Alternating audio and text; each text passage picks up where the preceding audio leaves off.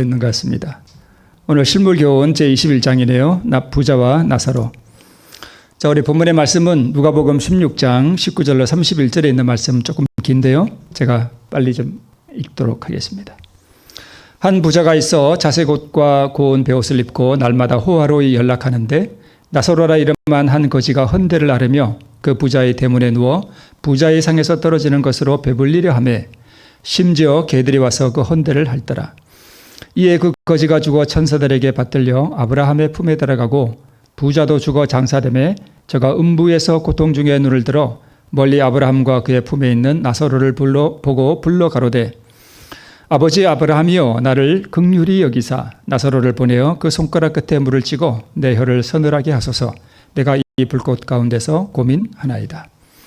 아브라함이 가로되 예 너는 살았을 때에 내 좋은 것을 받았고 나사로는 고난을 받았으니 이것을 기억하라. 이제 저는 여기서 위로를 받고 너는 고민을 받느니라. 이뿐 아니라 너희와 우리 사이에 큰 구렁이 끼어 있어 여기서 너희에게 건너가고자 하되 할 수 없고 거기서 우리에게 건너올 수도 없게 하였느니라. 가로되 그러면 구하노니 아버지여 나사로를 내 아버지의 집에 보내소서. 내 형제 다섯이 있으니 저희에게 증거하게 하여 저희로 이 고통받는 곳에 오지 않게 하소서. 아브라함이 가로되 저희에게 모세와 선지자들이 있으니 그들에게 들을지니라. 가로되 그렇지 아니하니이다. 아버지 아브라함이여 만일 죽은 자에게서 저희에게 가는 자가 있으면 회개하리이다. 가로되 모세와 선지자들에게 듣지 아니하면 비록 죽은 자 가운데서 살아나는 자가 있을지라도 고난을 받지 아니하리라 하였다 하시니라. 좀 길죠? 오늘 본문의 말씀이고요. 자, 어느 유명한 화가가 그린 것 같습니다. 이제 부자가 뭐 이렇게 호라호이 연락하는데 연락은 잔치한다는 뜻이죠. 잔치를 하고 있고 이제 여기 오른쪽 밑에 보니까 지금 거지가 상당히 체격이 좋네요. 뭘 먹어서 그런지 이제 여기 이렇게 이제 있고 이제 개들이 진짜로 헌대를 이렇게 하려는 듯한 모습인데요. 그림은 이게 한 번에 보이기 위해서 이렇게 그린 거고 실제로는 대문 앞에 있었다. 거지가 그렇게 기록하고 있습니다. 부자는 이름이 없는데 오히려 나사로는 거지는 이름이 있습니다. 네. 자, 그런데 이 부자와 나사로가 죽었나 봅니다. 근데 거지 나사로는 어디로 가고요? 그야말로 천국에 가고 부자는 죽어서 어디 갔대요? 지옥에 갔다고 지금 성경이 그렇게 일단은 말씀하고 있습니다. 자, 그러면 예수님께서 왜 이런 비유를 우리에게 주셨을까? 이 비유의 목적이 무엇일까? 하는 것을 우리 실물교훈에 있는 것을 좀 요약해서 좀 말씀을 드리면 영원한 운명은 무엇에 따라 결정되는가 하면 이 땅에서 어떻게 사느냐에 따라서 결정된다. 이런 것을 우리에게 가르쳐주고자 하심이고요. 또 하나는 자기 만족을 위하여 헛되이 기회를 보내면 영생에서 끊어지는 것은 하나님께서 일방적으로 그렇게 하는 것이 아니라 누가 결정한대요? 자기 스스로 그것을 끊는다. 그 다음에 죽은 후에 제2의 기회는 없다 하는 것을 이 비유 가운데서 말씀하고 있고요. 말씀드렸듯이 운명을 결정하는 것은 하나님께서 결정한다기보다는 자기 스스로 자기 운명을 결정한다 라는 교훈이 이 비유에 들어있고요. 또 하나님을 의지하지 않는 부자와 하나님을 의지하는 가난한 자를 대비하였다 이렇게 실물교훈에 기록하고 있고요. 또 각 사람의 처지와 운명이 서로 뒤집어질 때가 있다 하는 것을 말하고 있습니다. 그러면 뭐 부자 된 게 잘못인가요? 그건 아니잖아요. 그죠? 뭐 부자 된 게 왜 죄도 아닌데 그죠? 부자는 왜 지옥에 갔을까? 그럼 부자가 어떻게 살았을까? 실물교훈에 있는 내용을 조금 요약해 보면 이 부자는요 자기 대문을 이렇게 왔다 갔다 할 때 이 거지 나사로를 난폭하게 대우하지도 않았고요. 또 뭐 때려주거나 또는 욕을 하거나 이러지 않았다는 거예요. 네. 그리고 이거 보기 싫다. 종들아 이래 불러가지고 이놈을 쫓아내라 이렇게 하지도 않았어요. 그냥 자기 집 대문에 살게 해줬습니다. 그러니까 어떻게 보면 이 부자는 되게 착한 사람이에요. 그 다음에 거지가 자기 집 문 앞에 있는 것을 이렇게 허락해 줬어요. 아마 거기서 이렇게 뭐 들어오며 나가며 이렇게 뭐 얻어먹는 게 있었겠죠. 그죠? 그러니까 거기 살게 해준 것입니다. 그런데 한 가지 뭘 안 했는가 하면 그런 거지의 궁핍에 대해서 전혀 무관심이 없다는 것입니다. 그가 뭘 먹는지, 그가 뭘 걸벗고 있는지 이런 것에 대해서 전혀 관심이 없었습니다. 그것을 말씀하고 있고요. 그래서 이 부자의 삶은 철저히 자기 자신만을 위해 사는 삶이었습니다. 그리고 이 부자에게 하나님께서 그에게 재물을 주신 것은 어떤 의무를 주어주기 위함이었는데 그 의무를 실물교에서는 이렇게 말씀하고 있습니다. 하나님의 재물을 맡은 청지기로서 나사로와 같은 자기 집 대문에 있는 이 거지와 같은 사람들을 돌볼 의무가 있었다. 이렇게 실물교훈에 기록하고 있고요. 근데 이 의무를 도외시한 거죠. 네. 그 다음에 하나님을 사랑하고 이웃 사랑하기를 내 몸과 같이 하라 하는 이 말씀을 이 부자는 잘 알고 있었다라고 실물교훈에 기록하고 있어요. 그래서 이걸 보면 이 부자도 하나님을 믿는 사람이었다는 것을 어림잡아 짐작할 수 있습니다. 네. 그 다음에 자기가 맡은 재물과 재능에 대해서 언젠가는 하나님 앞에 계산을 해야 될 때가 온다 하는 사실을 이 부자는 잊어버렸다는 사실이고요. 또 하나, 받은 바 축복으로 창조주를 높이지 않고 자기 자신을 높이는 일에 그 재물을 사용했다라고 기록하고 있고, 그 다음에 하나님에 대한 자기의 책임을 생각하지 않았고, 그 다음에 하나님께서 주신 그 축복으로 자기 육신의 쾌락과 또 사교적 모임을 위해 기회를 소모해버렸다라고 기록하고 있습니다. 맨 처음에 우리 그림에 나왔는데 자기 혼자 먹고 마신 게 아니라 누구를 불렀겠어요? 친구들 불러가지고 그냥 잔치하고 떠들고 웃고 그냥 그런 일로. 네. 그러면 뭐 부자라 해서 지옥 가고 나사로는 가난했다고 해서 천국 가나요? 뭐 그럴 리가 없잖아요. 하나님께서. 그죠? 부자 된 게 잘못인가요? 그런 건 아니잖아요. 근데 나사로의 삶을 우리 실물교에서는 이렇게 기록하고 있습니다. 하나님을 믿으면서 고생당하는 가난한 사람을 대표한다. 이렇게 성경이 기록하고 있습니다.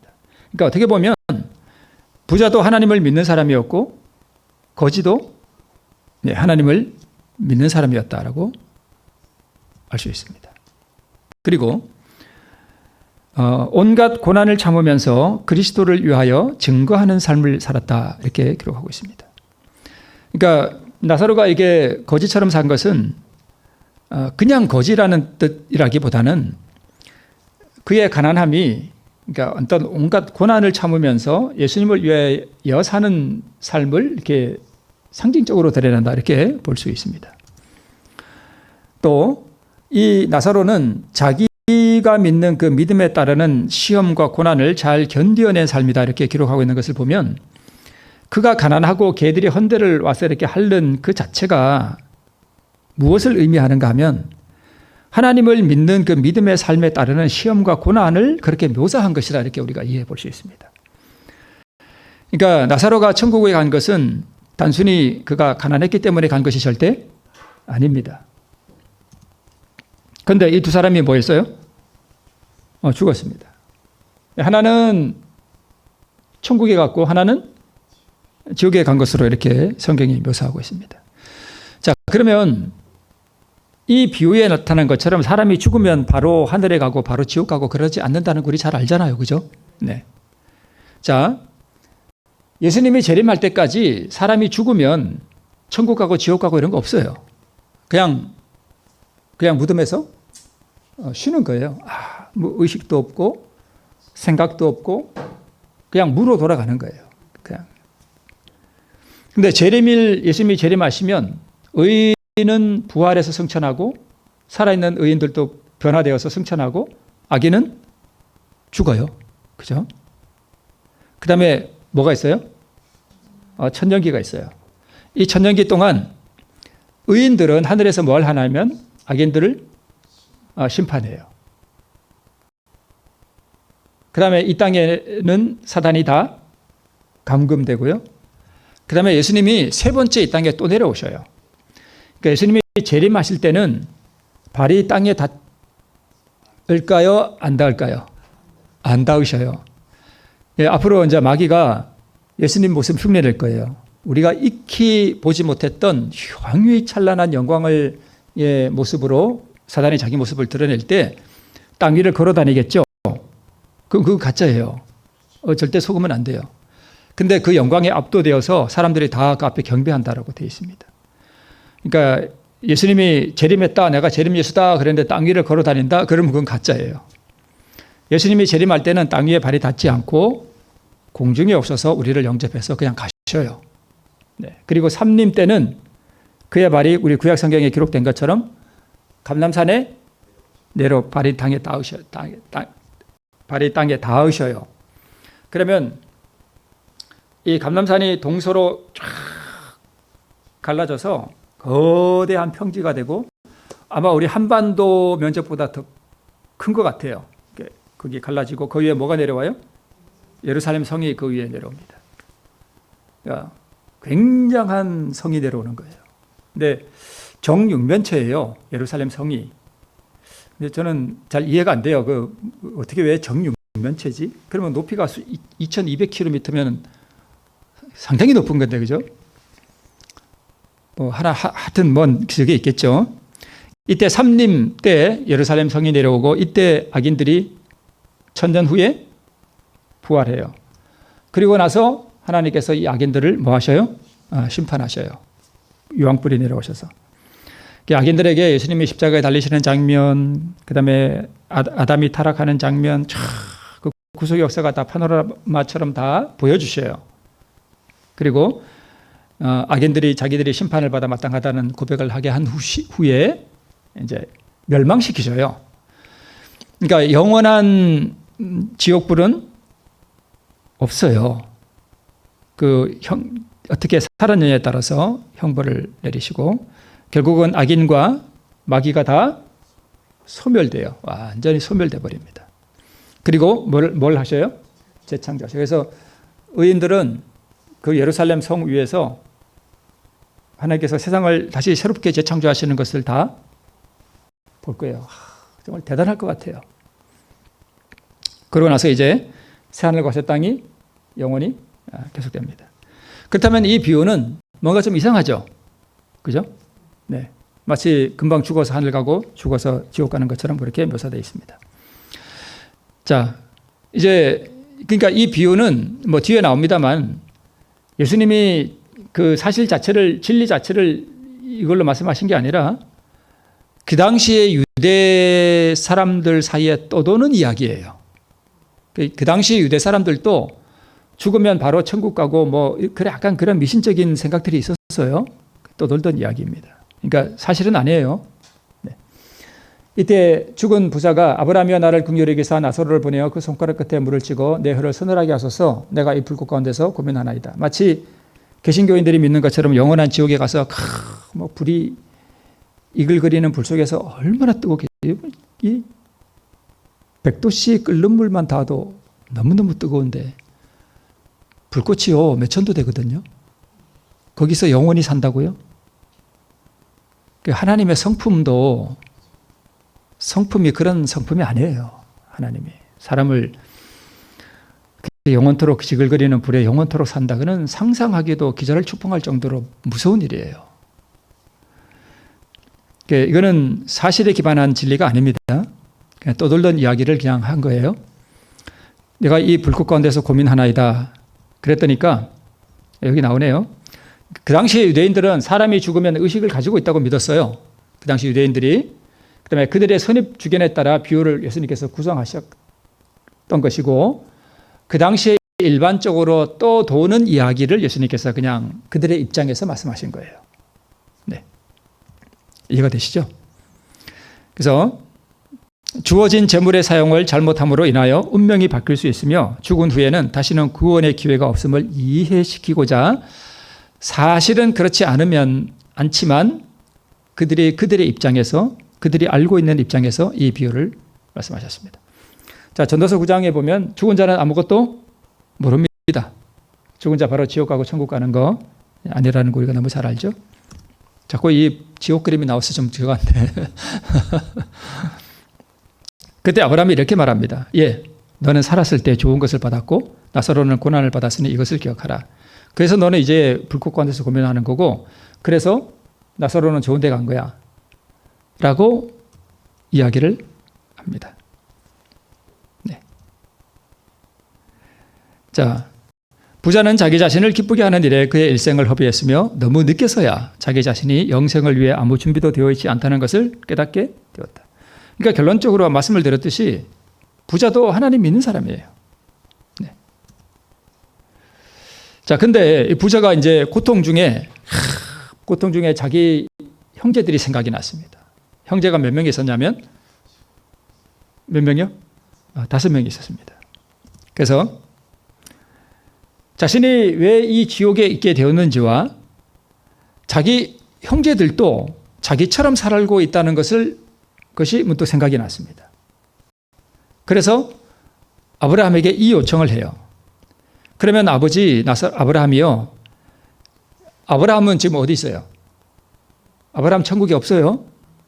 아브라함 그냥 죽어서 그냥 없어요. 그러니까 이게 참 잘못된 사실이 아닌 내용이에요. 그야말로 비유예요. 나사로를 내 아버지의 집에 보내주소서. 내 형제 5이 있는데 저에게 증거하여 이곳에 고통받는 것이 곳에 오지 않게 하소서. 그러니까 무슨 뜻인지 아시죠? 나사로를 이렇게 부활한 그 영광의 몸으로 이렇게 형제들에게 보내서 내가 나사로인데 이렇게 나는 천국에 갔고 당신 형제 중에 하나인 그 사람은 지금 지옥에 있으니 당신 똑바로 살으시오. 이렇게 해달라는 거예요. 네, 지금 그 얘기하는 거예요. 좀 보내줘서 훈계를 해달라 이 얘기입니다. 그랬다니까 아브라함이 뭐라고 하는 것으로 비유가 되었냐면 아브라함이 가로되 저희에게 뭐가 있으니 모세와 선지자들이 있으니 그들에게 들을지니라 이렇게 말합니다. 이게 무슨 뜻이에요? 모세가 이 당시에 있었나요? 없죠. 모세는 못 갔어요. 옛날에 살던 사람. 모세는 진짜 하늘에 갔어요.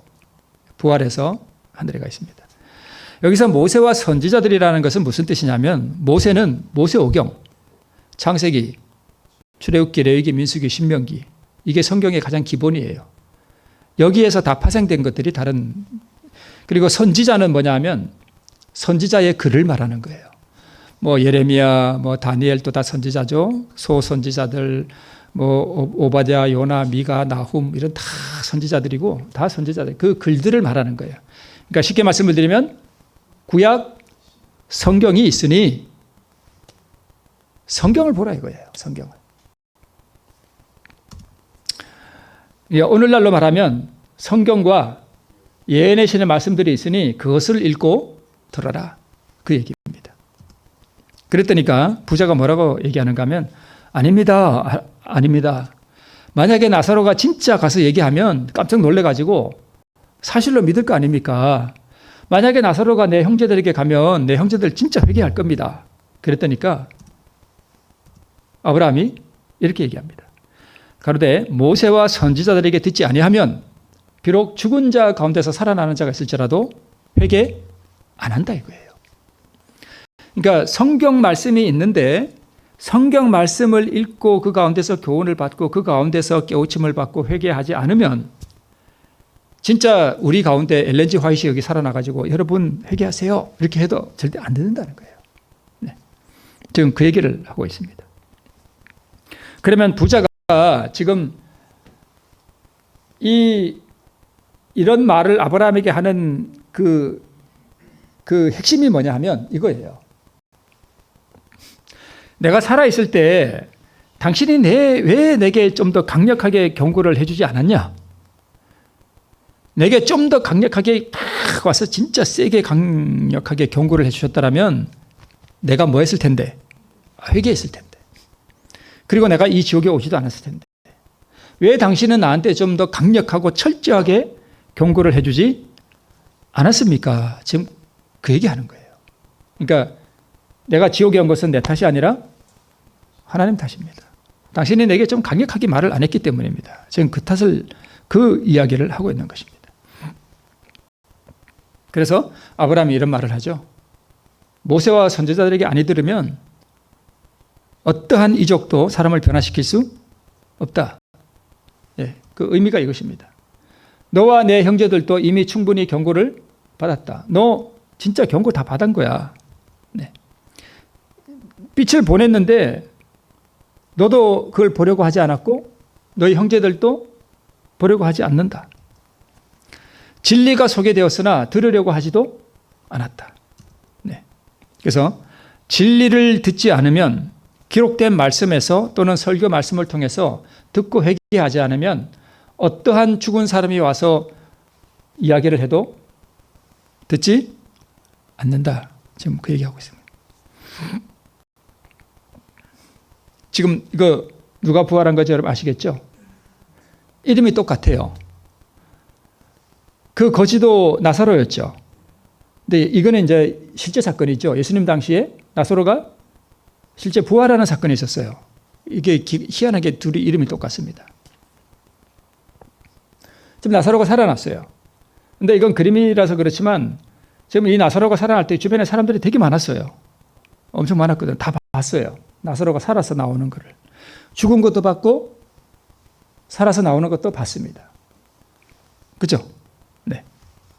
자, 근데 이적이 사람을 변화시키지 못한다는 증거가 어디 있냐면 우리 요한복음 12장에 보면 대제사장들이 누구까지 죽이려고 그래요? 나사로를 죽이려고 그랬습니다. 만약에 그 거지 나사로가 부활해서 진짜 그 형제들에게 갔으면 어쩌면 그 형제들도 이렇게 했을지도 몰라요. 놀라운 이적이잖아요. 죽은 지 4일이 됐는데 이미 썩어서 냄새가 나는데 이 사람이 살아났단 말이에요. 근데 대제사장들이 이런 이적들을 보고도 도무지 믿질 않습니다. 그러니까 이적은 사람을 변화시키지 않아요. 못해요. 언제 한번 말씀드렸죠. 제가 그 성남 쪽에서 목회를 할 때 어떤 부부가 두 분이 온다 그래서 제가 그 모란시장까지 그분들을 모시러 갔어요. 이제 가서 예배를 드리고 또 모시다가 모란시장에 제가 내려드렸거든요. 이분들이 오면서 하는 얘기가 왜 요새 목회자들은 이적이 없냐 이거예요. 이게 쉽게 말하면 능력이 없다 이거예요. 예수님처럼 놀라운 이적들이 막 일어나야 되는데 그런 게 없다 이거예요. 그러면서 막 이렇게 왜 좀 그런 분위기 뭔지 아시죠, 여러분? 그런 것도 못하면서 뭐 그런 약간 그런 뉘앙스를 끼치면서 막 이렇게 제가 아무 말도 안 하고 뭐라고 저도 대답할 줄을 모르겠더라고요. 그 당시에 목회 초년생이었고 뭐 아는 것도 별로 없고 제가 뭐라고 잘 대답을 못했었는데 만약에 지금 목회자들이 이적을 행하잖아요. 엄청나게 위험합니다. 대단히 위험해요. 이적을 행하는 목사는 타락하기가 너무너무 쉽습니다. 자기 영광이 교만에 차올라가지고요. 여러분 한번 사람 살려보세요. 이 주천교회만 아니라 아마 여기 사람 미어 터질 겁니다. 주천에 관목사가 사람을 살렸대. 서울에서도 막 올걸요? 그럼 제가 어떻게 될까요? 내가 사람을 살렸어, 이 사람들아. 그러면서 아마 이 교만해가지고요. 진짜 거의 100% 타락합니다. 교만이 목에까지 차올라가지고. 그런 이유도 있고요. 이제, 물론 나중에 이제 이적도 있을 거예요. 그때는 사람이 완전히 이제 성령에 충만한 상태로. 또 하나는 사람들이 진리의 말씀을 쫓아온 거예요? 이적을 보고 온 거예요? 이적을 보고 와요. 사람을 변화시키지 못하고. 그러니까 사람을 변화시키는 것은 이적이 아니라 뭐예요? 진리의 말씀이에요. 그 말씀 앞에 굴복할 때 사람이 변화되는 거지 이적은 사람을 변화시키지 못합니다. 그런 이유 때문에 하나님께서 지금 이적이 일어나는 것을 뭐 하고 계셔요? 예, 그렇게 하고 계셔요. 자, 율법과 선지자, 즉 성경과 우리로 말하면 뭐 증언의 말씀들까지 이런 것들은 인류를 구원하기 위해 하나님께서 보내신 뭐예요? 매개자예요. 그러니까 이것이 우리에게 어떻게 우리가 구원을 받느냐를 가르쳐주는. 그래서 성경에 나타난 말씀에 유의하고 순종하지 않는다면 죽은 자 가운데서 살아난 증인의 말이 있을지라도 사람들은 유의하지 않을 거다.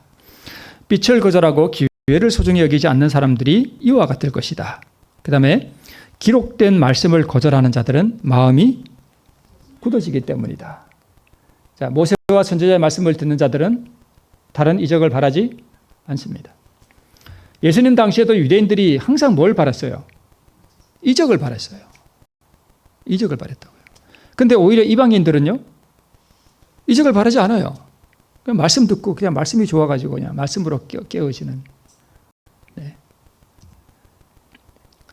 자, 모든 사람에게는 충분한 빛이 주어집니다. 작은 빛을 따라 행하지 않으면 빛이 거두어지고 어둠이 덮입니다. 지극히 작은 것에 충성된 자는 큰 것에도 충성되고 지극히 작은 것에 불의한 자는 큰 것에도 불의할 것이라는.